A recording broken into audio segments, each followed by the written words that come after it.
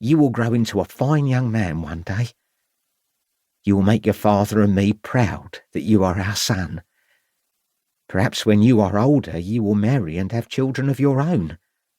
But always remember, son, no matter what you achieve in this life, that Anne was your sister. She will always be with us. She will never leave any of us. You see that, don't you? Yes. Anne will always watch over you, Samuel.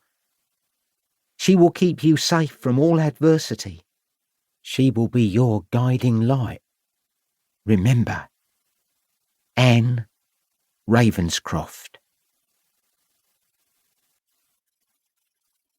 Chapter 1. Worcester, Thursday the 13th of April, 1893.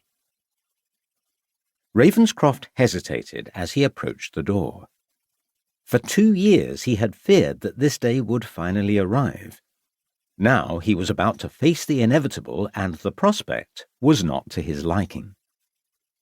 He had asked himself a number of times over the previous few months whether or not there would be some way in which the decision might be delayed, but he knew in his heart that time had finally caught up with him. There were no other options available to him.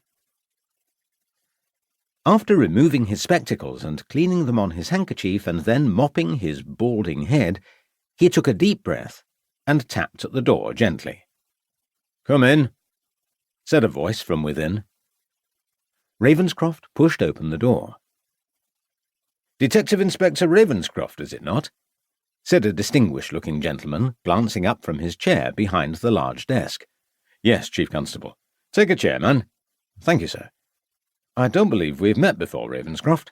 "No, sir." "I've only been here for about 2 months, you know." "So I believe, sir." "I thought it was about time that I caught up with a few things." "Yes, sir," replied Ravenscroft dutifully. "Now let me see. Where is your history?" His superior reached out towards a number of files on his desk before selecting one and opening it. "It says here that you joined us from Whitechapel in London in 1888. "That is correct." "That was the year those Ripper murders took place there, wasn't it?" "Yes, sir." "You didn't have much luck in catching the fellow." "I left some months before the outrages took place," replied Ravenscroft, detecting a slight scathing tone in his superior's voice. "Just as well, I suppose." "Married with 2 young children, I see." "I married late in life." "Good health?" "I have slight asthma. Nothing that prevents me from carrying out my duties." "So, you have been with us for nearly 5 years now?" "That is correct." "I see that during your time here your record has been quite good. You appear to have been successful in bringing quite a few villains to justice. I would not have thought there was that much crime going on in such a small country town as Ledbury." "You are correct in that assumption, sir. Several of my cases have involved travelling around the 3 counties." "So I see. It states here that you even went to New York." The Chief Constable stared hard at the detective over his pince-nez. "I covered the costs of the journey, sir." "Yes, well, all looks very good, I must say. A good record indeed.